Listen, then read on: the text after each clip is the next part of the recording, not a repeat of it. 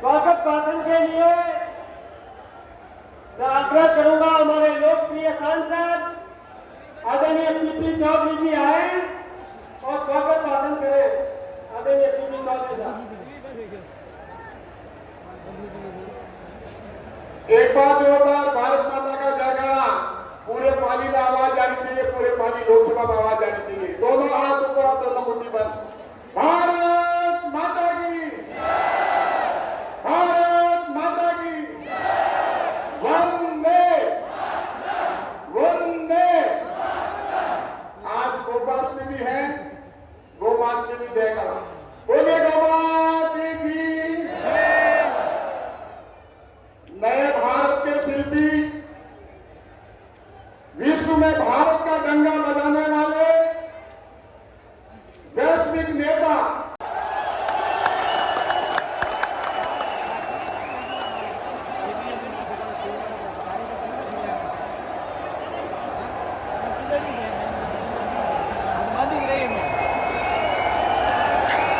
भारत माता की आवाज गुजरात तक पहुंचनी चाहिए। भारत माता की, भारत माता की, सुंदरा माता की, आशापुरा माता की, सारणेश्वर महादेव की, भगवान ऋषभदेव की, आई माता की, बाबूजी महाराज की, चार भुजानाथ की, लक्ष्मीदास जी महाराज की, भारत माता की।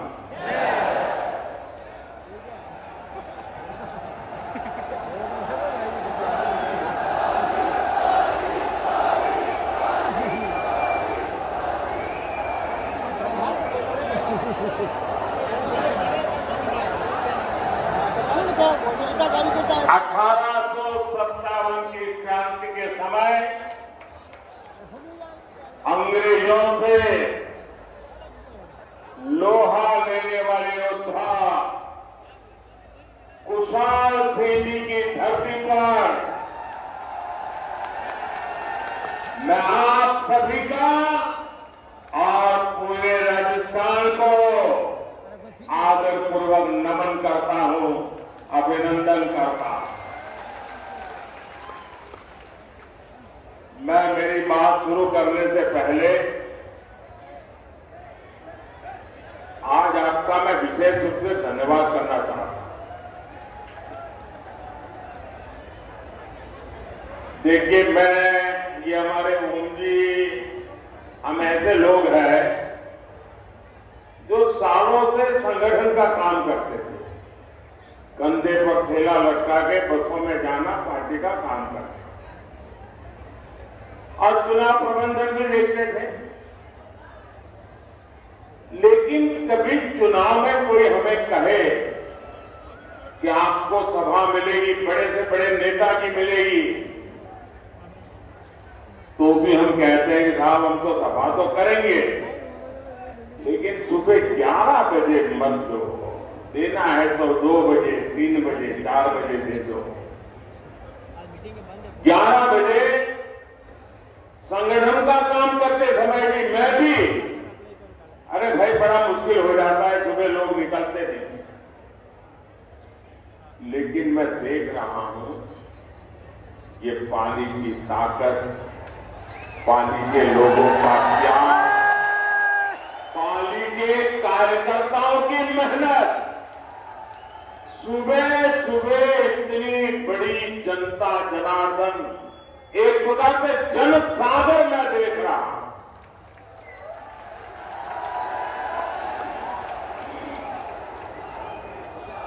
आप इतने बड़े तादाद में हम सबको आशीर्वाद देने के लिए आए हैं।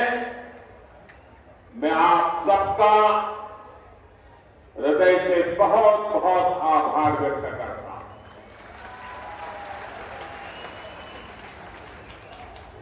मैं जो पीछे मैं देख रहा हूं, जितने लोग पंडाल में हैं उससे ज्यादा लोग धूप में तप रहे हैं। आपको जो असुविधा हुई है, हमारी ये जो व्यवस्था छोटी पड़ गई है, और आपकी असुविधा के लिए भाजपा के कार्यकर्ता के नाते मैं सबसे पहले आप सबकी क्षमा मांगता हूं।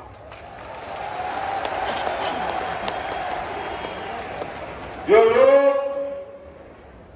ये ताप में तप रहे हैं और बड़े धैर्य के साथ सभा को सुन रहे हैं, जो ताप में तप रहे हैं उनको मैं विश्वास दिलाना चाहता हूं कि ये ताप, ये आपकी तपस्या कभी भी बेकार नहीं जाने दूंगा। मैं विकास करके उसे लौटाऊंगा। आपके लिए कल्याण योजनाएं लेकर के आऊंगा और आपकी तपस्या का मैं प्यार से उसकी कीमत चुकाऊंगा, ये मैं आपको वादा करता हूं। भाइयों बहनों, ये पाली ऐसा है कि जो कभी पाला बदलता ही नहीं है।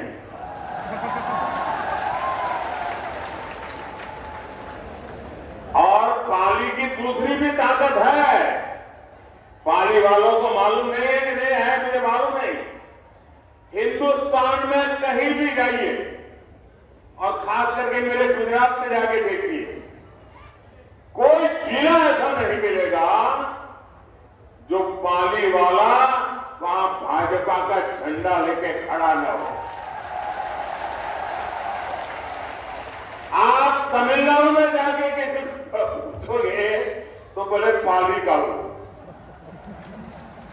वो यहां तो पाला बदलता नहीं है, लेकिन जहां चाहता है वहां नई पाली भी खेल लेता है।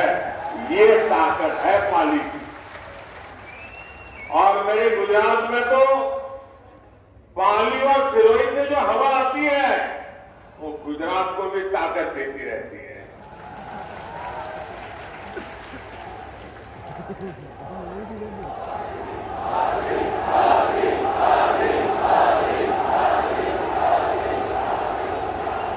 और मैं आज बड़े बड़े विश्वास से दो बात कह रहा हूं। पाली का भाजपा का कार्यकर्ता और सोजत की महदी का रंग ये कभी भी उतरते नहीं है।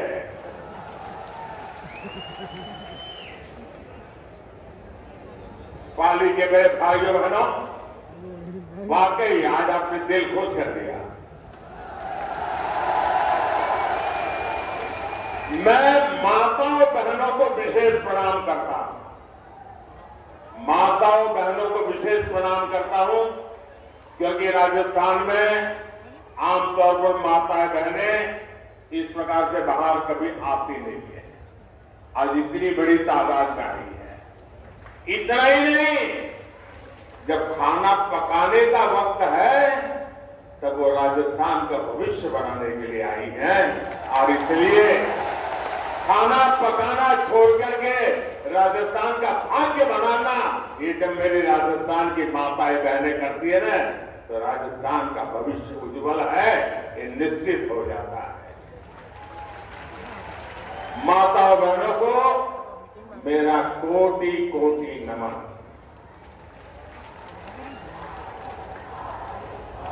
साथियों, मैं पिछले कुछ दिनों से राजस्थान में जहां जहां गया हूं, राजस्थान के लोगों को जहां जहां मिला हूं, एक स्वर से एक ही आवाज सुनाई दे रही है। हर कोई कह रहा है, जन जन की है यही पुकार, जन जन की है यही पुकार, जन जन की है यही पुकार। मेरे परिवारजनों, आज पूरा देश विकसित होने के लक्ष्य के लिए दिन रात मेहनत कर रहा है। भारत 21वीं सदी में जिस ऊंचाई पर होगा उसमें राजस्थान की भूमिका बहुत बड़ी होगी, अवश्य होगी। और इसलिए राजस्थान में ऐसी सरकार जरूरी है जो राजस्थान के विकास को सर्वोच्च प्राथमिकता दे। दुर्भाग्य से पिछले 5 साल राजस्थान में जो कांग्रेस सरकार रही उसने अपने लोगों को विकास में और पीछे धकेल दिया। यहां की कांग्रेस सरकार के लिए भ्रष्टाचार से बड़ा कुछ भी नहीं है। यहां की कांग्रेस के लिए परिवारवाद ही सब कुछ है। यहां की कांग्रेस सरकार तुष्टीकरण के अलावा कुछ नहीं सोचती। तुष्टीकरण की राजनीति का असर क्या होता है, इसको राजस्थान ने बीते 5 वर्षों में झेला है। कांग्रेस ने राजस्थान को दंगों में झोंक दिया। दंगों और आतंक की मानसिकता रखने वालों के हौसले बुलंद हो गए। सौहार्द की धरा पर ऐसी घटनाएं हुई जिनके बारे में कभी कल्पना भी हम नहीं कर सकते। ऐसी विकृत मानसिकता वाली कांग्रेस को अच्छे से सबक सिखाना जरूरी है। सिखाओगे? सिर्फ पाली में ही सिखाओगे कि और को भी बताओगे? मेरे परिवारजनों, कांग्रेस और उसके घमंडिया गठबंधन की ये पहली हरकत नहीं है। सनातन को लेकर इन्होंने क्या कहा है ये पूरे देश ने देखा है। मेरी माताएं बहनों ने तो बहुत आक्रोश व्यक्त किया है। कांग्रेस और उसके साथी सनातन को खत्म करने का ऐलान कर रहे हैं और सनातन को खत्म करने का मतलब है राजस्थान की संस्कृति को खत्म कर रहा है। क्या ये करने देंगे आप? ये करने देंगे? ये कांग्रेस के कामना में चलने देंगे? एक घमंडिया गठबंधन के करतूत मान्य करेंगे? साथियों, हम सब तो भली भांति जानते हैं, यहां जालोर जिले में कानीवाड़ा में हनुमान जी का प्राचीन मंदिर है। उस हनुमान जी के प्राचीन मंदिर में पीढ़ियों से दलित समाज के ही पुजारी होते हैं, भगवान की पूजा करते हैं और सब लोग जाकर के वहां आशीर्वाद लेते हैं, प्रसाद आरोग्य करते हैं। ऐसी प्रेरणादायी भूमि पर कांग्रेस के संरक्षण में दलितों को निशाना बनाया जा रहा है। आप देखिए, महिलाओं और दलितों को लेकर ये कैसी कैसी भाषा का उपयोग कर रहे हैं। कुछ दिन पहले ही बिहार में घमंडिया गठबंधन के एक नेता, वो वहां के मुख्यमंत्री हैं, उन्होंने दलित समाज के पूर्व मुख्यमंत्री के लिए ऐसी अभद्र भाषा बोली, ऐसी अभद्र भाषा बोली, कोई सामान्य नागरिक भी बातचीत में भी ऐसा नहीं बोल सकता। वो विधानसभा के फ्लोर पर बोल रहे हैं। यह है घमंडिया गठबंधन। क्यों गालियां दी? क्योंकि वो पूर्व मुख्यमंत्री अति पिछड़े दलित परिवार से आते हैं, इसलिए उनकी बेइज्जती करने में उनको आनंद आता है।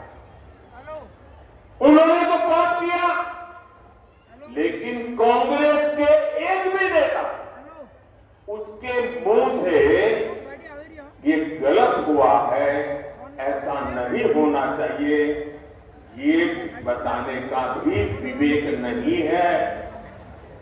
दलितों के खिलाफ अत्याचार करने वालों को देखकर कांग्रेस आंखों पर पट्टी बांध लेती है। या राजस्थान में 5 वर्ष तक दलित परिवारों के साथ हुए अत्याचार पर कांग्रेस ने यही किया। साथियों, जब से महिलाओं को आरक्षण देने वाला कानून नारी शक्ति वंदन अधिनियम पारित हुआ है, तब से इन्होंने महिलाओं के विरुद्ध अभद्र अभियान छेड़ दिया है। गठबंधन गठबंधन के नेताओं ने कैसी कैसी आपत्तिजनक टिप्पणियां हमारी माताओं बहनों के लिए की है। बिहार के मुख्यमंत्री ने तो विधानसभा में महिलाओं के प्रति घोर अपमानजनक शब्दों का प्रयोग किया। लेकिन मजाल है कि कांग्रेस के किसी भी नेता ने कोई आवाज उठाई हो। और यही कांग्रेस का असली चेहरा है, जिसे राजस्थान के लोग पहचान गए। साथियों, महिला विरोधी कांग्रेस कभी महिलाओं का कल्याण नहीं कर सकती, कभी महिलाओं की सुरक्षा नहीं कर सकती। कांग्रेस ने राजस्थान को महिलाओं के खिलाफ अपराध में नंबर 1 बना दिया। यहां मुख्यमंत्री कहते हैं कि राजस्थान की बहनों बेटियों ने पुलिस थाने में जाकर के उन पर जो अत्याचार हुए, जुल्म हुए, उसकी जो शिकायतें फरियाद दर्ज की है, यहां के मुख्यमंत्री कहते हैं ये सारी शिकायतें फर्जी हैं। क्या कोई मां बहन ऐसी फर्जी शिकायत करे? ऐसा हमारे देश में कभी हो सकता है क्या? आप मुझे बताइए, हो सकता है क्या? कभी कोई महिला, हमारे देश की माताएं बहनें तो ऐसी हैं, थोड़ा सा भी उनके साथ किसी ने बदतमीजी की हो तो चुपचाप वहां से चुपचाप चली जाती है। वो सोचती है वो बुरा आदमी है, वो उसके घर जाए, मैं अपने काम पे चली जाती हूं। वो कभी झूठ बोलने का तो सोचती भी नहीं है। और जब पुलिस थाने में जाकर के उस पर हुए अत्याचार की बात लिखवाती है, तो कुछ तो सच होगा कि नहीं होगा भाई? होगा कि नहीं होगा? अरे मुख्यमंत्री ये कहे कि भाई हम जांच करवाएंगे, वे तो मुख्यमंत्री सर्टिफिकेट देते हैं कि महिलाएं आजकल फर्जी चीजें लिखवा देती है। क्या ये महिलाओं का अपमान है कि नहीं है? ऐसे ही जवाब देते हैं क्या? ये महिलाओं का अपमान है कि नहीं है? ये महिलाओं का अपमान है कि नहीं है? ये महिलाओं का अपमान है कि नहीं है? ये अपमान करने वाली सरकार जानी चाहिए कि नहीं जानी चाहिए? पूरे राजस्थान से जानी चाहिए कि नहीं जानी चाहिए? इतना ही नहीं, ये मुख्यमंत्री का सबसे करीबी मंत्री विधानसभा में इस अत्याचार को ये कहकर के उचित ठहराता है कि ये राजस्थान तो मर्दों का प्रदेश है। क्या मर्द इसलिए मर्द कहलाते हैं कि इस प्रकार के पाप करते हैं? ये मर्दों का अपमान है कि नहीं है? ये मर्दों का अपमान है कि नहीं है? अरे राजस्थान के मर्द बहन बेटियों की इज्जत के लिए अपना सर कटवा सकते हैं, ये मर्द होते हैं। और तुम्हारे मंत्री खुलेआम कह रहे हैं कि तुम मर्दों का प्रदेश है, तो फिर महिलाओं के साथ आपको शोभा देता है क्या? और इतना ही नहीं, उस मंत्री के पास शायद कई लाख डायरिया छिपी हुई है, इसलिए ऐसे मंत्री को भी टिकट दे दिया। इसका मतलब ये हुआ महिलाओं पर अत्याचार और जुल्म करने वालों को कांग्रेस की दिल्ली सरकार भी, कांग्रेस के दिल्ली के कारनामे करने वाले लोग भी, कांग्रेस के दिल्ली में बैठे हुए सारे बाजीगर भी ये जादूगर की हर बात मानने लग गए हैं। और इसलिए कांग्रेस और इसके घमंडिया साथियों की मानसिकता एक जैसी है, महिला विरोधी है। मैं राजस्थान की हर बहन बेटी को कहूंगा, आपको राजस्थान से कांग्रेस को साफ करने के बाद ही चैन से बैठना है। कांग्रेस के लोग सिर्फ एक परिवार के बारे में सोचते हैं, भाजपा के लिए आप सभी हमारा परिवार है।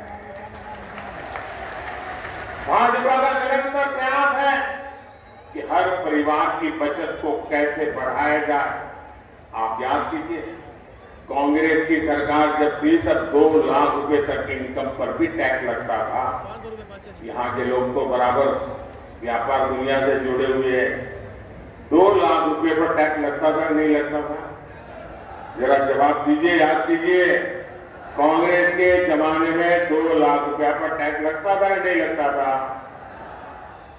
ये मोदी के आने के बाद 7 लाख रुपये तक एक नया पैसा टैक्स नहीं लगता है। मेरे मध्यम वर्ग के पैसे बचते हैं। 2014 में सरकार बनने के बाद भाजपा ने डायरेक्ट टैक्स में जो कमी की है, उसकी वजह से मध्यम वर्ग के जेब में 2.5 लाख करोड़ रुपए बचे हैं। और ये हमारे कर्मचारी हो, हमारे व्यापारी हो, छोटे दुकानदार हो, इनके लिए बहुत बड़ी राहत का काम है। साथियों, ये केंद्र की भाजपा के सरकार की नीतियां हैं जिसकी वजह से आज आपके मोबाइल का बिल भी कम आ रहा है। कभी आपको मालूम है पहले मोबाइल का कितना बिल देते थे आप? तो भूल गए। अब ये भूल जाओगे तो कैसे चलेगा भाई? जरा पुराना हिसाब किताब निकाल दीजिए। 2014 के पहले आपके पास अगर मोबाइल फोन था तो मोबाइल का बिल कितना आता था, वो जरा देख लीजिए। कांग्रेस सरकार के समय में आप जितना मोबाइल डेटा खर्च करते थे, आज अगर डेटा की कीमत वही होती, 2014 में जो दाम देने पड़ते थे, आज अगर वही होता ना, तो हर महीने सिर्फ मोबाइल खर्च में आपको 5,000 रुपये अधिक खर्च करना पड़ता। अभी आपका हर महीने 5,000 रुपये बचा कि नहीं बचा? जरा जोर से बोलो ना, पैसा बचा यार, मारवाड़ी हो। 5,000 रुपये बचा कि नहीं बचा? आज एक घर में 3 या 4 मोबाइल होते हैं तो कितना रुपया बचा? कितना रुपया बचा? ये मोदी का काम करने का तरीका है। अनेक परिवार है। अब आप देखिए कि मध्यम वर्ग का परिवार हो, कोई गरीबी से लड़कर के बाहर आया हुआ नया नया मध्यम वर्ग में आया है, लेकिन परिवार में बुजुर्ग माँ बाप हो और मान लीजिए डायबिटीज जैसी बीमारी आ गई, तो उसको हर महीने जो दवाई लेनी पड़ती है ना, 1,000-2,000 रुपये का अतिरिक्त खर्चा हो जाता है। होता है नहीं होता है? लेकिन हमने स्थान स्थान पर प्रधानमंत्री जन औषधि केंद्र खोले। 80% डिस्काउंट। कितना? जरा बोलिएगा भैया। 80% डिस्काउंट। कितना? 80% डिस्काउंट। ये माताओं बहनों को पूछना डिस्काउंट क्या होता है। दिवाली में साड़ी की दुकान पे जाएं और कोई बड़ा बोर्ड लगा दे कि 10% डिस्काउंट, तो वो साड़ी वहां खरीदने जाती हैं, क्योंकि डिस्काउंट हमारे देश में बहुत चलता है, लेकिन कोई 10%, 20% से ज्यादा डिस्काउंट देता नहीं है। ये आपका बेटा दवाइयों में 80% डिस्काउंट, ताकि मध्यम वर्ग के परिवार में डायबिटीज की दवाई लानी पड़े तो जो दवाई उसको 2000 रुपये में लानी पड़ती थी, वो उसको 10%, 20% में मिल जाती है भाई। उसका 80% पैसा बच जाता है। मेरे परिवारजनों, कोरोना का इस संकट काल में दुनिया का सबसे बड़ा मुफ्त राशन देने का अभियान हमने शुरू किया। आप जानते हैं कितनी भयंकर बीमारी आई थी, मौत मंडरा रहा था। दुनिया भर में अस्पतालों से खबरें मतलब डेड बॉडी के ढेर सुन दिखाई देते थे। पूरे देश चारों तरफ मौत का आतंक छाया हुआ था। नेता कोविड ने डरा दिया था, नहीं डरा दिया था। कब घर में मौत आकर के दरवाजे को खटखटाएगी, डर लगता था नहीं लगता था। बेटा भी मां की सेवा के लिए उसके कमर में नहीं जा पाता था, मां भी बेटे की सेवा नहीं कर पाती थी। हर किसी को लगता था कहीं कोरोना हो जाए। और उस समय बाहर भी सारा काम बंद हो गया था, लोग भी अपने अपने घर वापस चले आए थे। तब भी आपका बेटा सोता नहीं था। ये आपका बेटा दिन रात जागता था। और तब मैंने तय किया था, कुछ भी हो जाए, कुछ भी हो जाए, कितनी ही मुसीबत क्यों ना आए, खजाना खाली क्यों ना हो जाए, लेकिन किसी भी घर का चूल्हा बुझने नहीं दूंगा। किसी गरीब मां को आंसू बहाने के लिए मजबूर नहीं होना पड़ेगा। कोई बेटा भूख से नहीं सोएगा। मुझे बताइए, हम तो राजस्थान के लोग हैं, पानी की एक प्याऊ भी कर देना तो भी लोग कहते हैं पुण्य का काम किया। कहते कि नहीं कहते? आज भी लाखों बंजारा को याद करते हैं कि नहीं करते? और किसी को थाली भर में संकट के समय भी उसको मुफ्त में खाना मिल जाए तो आशीर्वाद देता है कि नहीं देता है? आशीर्वाद देता है नहीं देता है? पुण्य मिलता है नहीं मिलता है? ये काम पुण्य का किया है नहीं किया है? ये पुण्य किसको मिलता है? ये पुण्य किसको मिलता है? ये पुण्य किसको मिलता है? ये पुण्य किसको मिलता है? यही तो गलती हो जाती है। ये पुण्य मोदी को नहीं मिलता है। ये पुण्य आपको मिलता है क्योंकि आपने एक वोट देकर के मोदी को बिठाया है। ये वोट लेने का पुण्य आपने किया है, इसलिए पुण्य आप कमा रहे हैं। ये पुण्य जो जमा हो रहा है ना आपका, वो एक वोट की ताकत है जिसके कारण पुण्य जमा हो रहा है। आज दिसंबर महीने में योजना पूरी होने वाली थी, लेकिन ये पुण्य का काम है, पवित्र काम है। हर किसी की थाली में रोटी पहुंचाने का काम है। और इसलिए आपके बेटे ने संकल्प किया है, निर्णय किया है, मन बना लिया है कि दिसंबर में ये योजना पूरी नहीं होने दूंगा, उसे 5 साल और आगे बढ़ाऊंगा।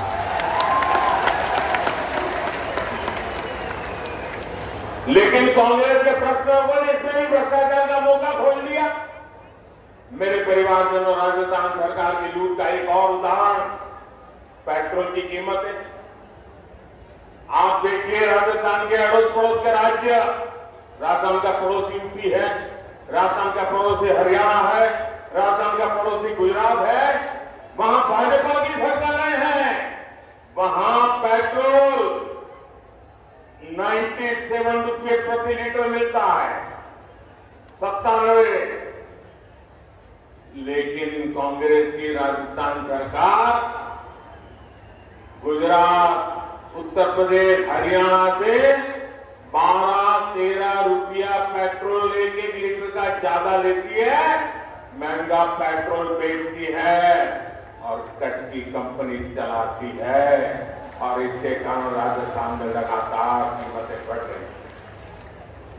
मैं आज राजस्थान को वादा करता हूं, मैं गारंटी देता हूं, 3 दिसंबर के बाद भाजपा सरकार बनेगी तो उसके बाद पेट्रोल डीजल की कीमतों की समीक्षा की जाएगी। इससे गरीब और मिडिल क्लास परिवारों को बहुत राहत मिलेगी। मेरे परिवारजनों, जहां जहां भाजपा की डबल इंजन सरकार है, वहां वहां केंद्र की हर योजना तेजी से जमीन पर उतरती है, या फिर भाजपा की राज्य सरकारें अपना भी कुछ उसमें जोड़ करके देती है। जहां जहां भाजपा सरकारें हैं, वहां पीएम किसान सम्मान निधि के 6,000 रुपये के साथ भाजपा की राज्य सरकार भी अपनी तरफ से 6,000 किसानों को और जोड़ करके देती है। अब मैं राजस्थान भाजपा के नेताओं को बधाई देता हूं, उन्होंने भी संकल्प किया है कि 3 दिसंबर को बाद भाजपा की सरकार बनने के बाद किसान को 6,000 रुपया और यानी 12,000 रुपया मिलना शुरू हो जाए। लेकिन भाइयों बहनों, किसान विरोधी, गरीब विरोधी कांग्रेस सरकार आपके हित में ऐसा कोई फैसला ले ही नहीं सकती है। एक और बात मैं देता हूं, गरीबों को पक्का आवास देने की योजना, लेकिन राजस्थान में हम पूरी कोशिश के बाद भी अभी तक लगभग 20 लाख घर ही बना पाए। यहां पाली जिले के गांवों में भी 35,000 से अधिक घर बने हैं। इनकी संख्या बहुत ज्यादा हो सकती थी, लेकिन राजस्थान की गरीब विरोधी सरकार ने गरीबों के घर बनाने में लगातार अड़चनें लगाई। और मुझे भी हेलीपैड पर कार्यकर्ता मिले, वो बजा रहे थे कि जब भी रजिस्ट्री होती थी तो राजस्थान की सरकार ऑनलाइन को सब बंद कर देती थी, ऑफलाइन कर देती थी और एक्चुअली हमारा रजिस्ट्री नहीं होती, ज्यादा पाप करते थे। ये गरीब विरोधी कैसी मानसिकता है। भाइयों बहनों, आप मेरा एक काम करेंगे आपके गांव में, आपके शहर में, किसी भी मोहल्ले में कोई फुटपाथ पर रहता है, कोई झुग्गी झोपड़ी में रहता है, कोई कच्चे टूटे फूटे मकान में रहता है, उसको बता देना कि मोदी जी पाली आए थे और मोदी जी ने कहा है कि 3 दिसंबर को बीजेपी की सरकार बनने के बाद ये गरीबों को पक्का घर देने का काम फिर से चालू होगा और उनका घर भी बन जाएगा। ये काम करोगे? क्या करके बताओगे? ये मोदी की गारंटी है, बताओगे? साथियों, राजस्थान में हर घर नल से जल पहुंचाने के अभियान को भी कांग्रेस ने लूटने का काम किया है। हरियाणा और गुजरात में भाजपा सरकारों ने 100% घरों तक नल से जल पहुंचाया है, लेकिन राजस्थान में अभी तक आधी आबादी तक तो पानी पहुंचा नहीं। माताओं बहनों से उनकी क्या दुश्मनी है मुझे समझ नहीं आ रहा है, वरना सबसे पहला काम कोई पानी पहुंचाने का करता और तब मेरी माता बहनें इतना आशीर्वाद देती, लेकिन उन्होंने नहीं किया तो नहीं, होने भी नहीं दिया। मैं दिल्ली से नल के लिए पैसा भेजता हूं, पाइप के लिए पैसा भेजता हूं, और यहां कांग्रेस ही कागजों पर नल लगाते हैं और पैसे टकार कर जाते हैं। राजस्थान को पानी की समस्याओं मुक्त करने के लिए कांग्रेस ने भी, अगर आपको पानी चाहिए तो आपको एक काम करना पड़ेगा, करोगे? अगर आपको पानी चाहिए तो कांग्रेस से मुक्ति पानी होगी। मेरे परिवारजनों, मैंने सुना है कि यहां खुद को जादूगर कहने वाले सीएम अपनी हार से इतना बौखला गए कि उन्होंने मीडिया को भी धमकाना शुरू कर दिया है। पता नहीं कि डरते कि नहीं डरते, मुझे मालूम नहीं, कि धमकाना शुरू कर दिया है। लेकिन लोग बताते हैं कि लाल डायरी के पन्नों और गणपति प्लाजा के लॉकरों से निकलते माल की खबरों पर यहां अघोषित प्रतिबंध लग गया है। छप ही नहीं रहा है, टीवी पे नहीं आ रहा है। अचानक क्या हो गया भाई? मीडिया को दबा करके इनसे झूठी खबरें लेकर जुड़ी जो खबरें हैं वो छापो मत, और झूठी खबरें छापो, ये खेल कर रहे हैं गहलोत जी। अरे जिनकी नैया को जनता ने डुबाने का ठान लिया है वो कांग्रेस पैसे देकर अखबारों में फर्जी लहर चलवा रही है, और जादूगर साहब आपका जादू आपकी काली कमाई के सच को दबा नहीं सकता। ये बात से आपको बचा नहीं सकता है। जिन युवाओं का भविष्य पेपर लीक करके बेचा गया है उस पर ये जादू नहीं चलेगा। जिन कर्मचारियों को ट्रांसपोर्ट पोस्टिंग के नाम पर लूटा गया है, परेशान किया है, उन पर यह जादू नहीं चलेगा। मेरे परिवारजनों, कांग्रेस सरकार ने पाली समेत पूरे राजस्थान को अपने हाथ पर छोड़ दिया। कांग्रेस सरकार के दूर रवैये के कारण पाली शहर की स्थिति भी खस्ता हाल है। आप लोगों को आए दिन प्रदर्शन करना पड़ता है, मोर्चे निकालने पड़ते हैं, संघर्ष करना पड़ता है, लेकिन कांग्रेस के नेताओं ने कभी इसकी परवाह नहीं की। अब कांग्रेस के ऐसे नेताओं को सबक सिखाने का समय आ गया है। साथियों, पाली आस्था और आध्यात्म का केंद्र है। यहां हमारी विरासत से जुड़े अनेक महत्वपूर्ण स्थान है, इसलिए यहां पर्यटन को लेकर अनेक संभावनाएं हैं। आपको याद होगा कि हाल ही में पाली जिले को राजस्थान की पहली हेरिटेज ट्रेन की सौगात मिली है। मारवाड़ जंक्शन रेलवे स्टेशन से कामली घाट के बीच राजस्थान की पहली हेरिटेज ट्रेन शुरू की गई है। विस्टाडोम एक ऐसी कोच वाली ट्रेन देशी विदेशी पर्यटकों को आपके जिले में लेकर आएगी। ये ट्रेन राजस्थान के मिनी कश्मीर कहे जाने वाले गोरम घाट के खूबसूरत नजारों को दुनिया के पर्यटन मानचित्र को ला करके रखे। यहां के रोड और रेल कनेक्टिविटी पर भाजपा सरकार बल दे रही है। अमृत भारत मिशन योजना के तहत पाली मारवाड़, सोजत रोड, सोमेश्वर और रानी रेलवे स्टेशनों का आधुनिकीकरण किया जा रहा है। Marwar Delhi Mumbai dedicated freight corridor से जुड़ा है। इससे पूरे क्षेत्र में टूरिज्म और इंडस्ट्री दोनों को बहुत लाभ होगा। महसाना भटिंडा गुरदासपुर गैस पाइपलाइन ये शुरू होने से घरों में चूल्हे तक गैस की पाइपलाइन आ जाएगी, माताएं बहने, और गैस सस्ता भी हो जाएगा, और इससे यहां के उद्योगों को भी लाभ होगा। साथियों, पाली जिले ने तो हमेशा भाजपा को भरपूर त्याग दिया, और इसलिए मैं आपके पास वोट मांगने नहीं आया। आपको लोग हैं जिनसे कुछ मांगना ही नहीं पड़ा। आपने कभी देने में कमी नहीं रखी। मैं तो आया हूं मेरे पाली के सभी परिवारजनों को निमंत्रण देने के लिए कि 3 दिसंबर के बाद भाजपा की सरकार का शपथ होगा, उस शपथ समारोह में आने के लिए निमंत्रण देने आया।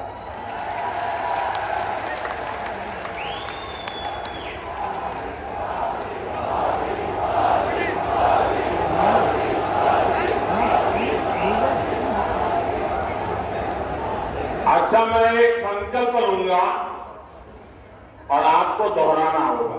दोहराओगे? आपको बोलना होगा, कमल चुनेगा राजस्थान। क्या बोलना है? क्या बोलना है? जरा दोनों हाथ ऊपर करके मुट्ठी बंद करके बोलते रहना है आपको। बोलेंगे? पूरी ताकत से बोलेंगे। दोनों हाथ ऊपर करके, पीछे जो खड़े हैं वो भी। तो मैं शुरू करता हूं। बंद करो बंद करो तुष्टीकरण की दुकान, दंगाइयों का काम तमाम, भ्रष्टाचार पर लगे लगाम, पेपर माफिया की मिटे नामो निशान, बहन बेटियों का पड़ेगा मान। आपकी हिम्मत और हौसला देखकर के मुझे पक्का लगता है कि हर कोने से कांग्रेस गई। अच्छा, मेरा एक काम करोगे, मेरा एक काम करोगे? ऐसे नहीं, जरा जोर से बोलो तो बताओगे। करोगे? चुनाव वाला काम नहीं है, फिर भी करोगे? ये चुनावी खतरा वाला कोई कुछ नहीं है, सीधा सीधा काम है, करोगे? मेरा पर्सनल काम है, करोगे? पक्का करोगे? अच्छा, तो एक काम करना, घर घर जाना, हर परिवार को कहना कि अपने मोदी जी पाली आए थे और अपने मोदी जी ने आपको राम राम कहा है। ये मेरा राम राम पहुंचा दोगे? हर घर में मेरा प्रणाम पहुंचा दोगे? हर घर में मेरा नमस्ते पहुंचा दोगे? जब आप हर परिवार में मेरा राम राम पहुंचाओगे ना, मेरा प्रणाम पहुंचाओगे ना, मेरा नमस्ते कहोगे ना, तो वो पूरा परिवार मुझे आशीर्वाद देगा, पूरा परिवार मुझे आशीर्वाद देगा। और जब आशीर्वाद मिलते हैं ना, तो मुझे एक नई औषधि मिल जाती है। जब आशीर्वाद मिलते हैं तो मुझे नई ऊर्जा मिल जाती है। अगर आशीर्वाद मिलते हैं तो आपकी आकांक्षाएं पूरी करने की ताकत आ जाती है। जब आशीर्वाद मिलते हैं तो दिन रात दौड़ने का हौसला बुलंद हो जाता है। और इसलिए हर परिवार में जाना होगा, राम राम कहना होगा। कहेंगे? कहेंगे? बोलो भारत माता की, भारत माता की, भारत माता की। बहुत बहुत धन्यवाद। भारतीय जनता पार्टी की राष्ट्रीय मंत्री और राजस्थान की सह प्रभारी आदरणीय विजयताई जी, जिन्होंने राजस्थान में घूम घूम कर और भारतीय जनता पार्टी को ताकत दी है, उनसे कहूंगा कि आकर धन्यवाद ज्ञापित करें।